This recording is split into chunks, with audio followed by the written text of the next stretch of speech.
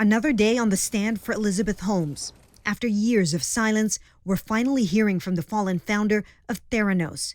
By all appearances, a very different person than the cool and collected CEO that once graced magazines and headlined glitzy tech conferences. I'm the founder and CEO of this company. Anything that happens in this company is my responsibility at the end of the day. There's a human being on the stand in a lot more ways than there was ever on stage. She doesn't have the gravitas of her technology anymore.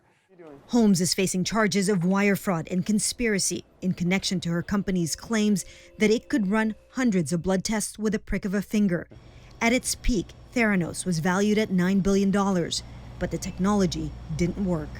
The defense is clearly trying to show at every step that Elizabeth Holmes either didn't know about these problems, or if she knew, she took whatever steps she could or delegated it to another person to take the steps. In an emotional week of testimony, Holmes accused her co-founder and ex-boyfriend, Sunny Balwani, of rape and abuse. Balwani has denied the allegations. He's awaiting his own trial, also for fraud-related charges in connection to his role at Theranos.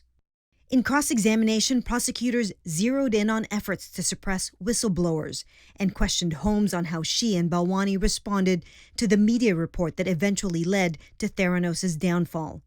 Holmes denied that she tried to control the media, but admitted that her company's response was a disaster. I think that the verdict will, either way it comes out, is going to give those in the tech industry a little bit of pause about how aggressive they're going to be in their claims about their products. One woman on trial, a whole industry awaiting the consequences. Chris Reyes, CBC News, New York.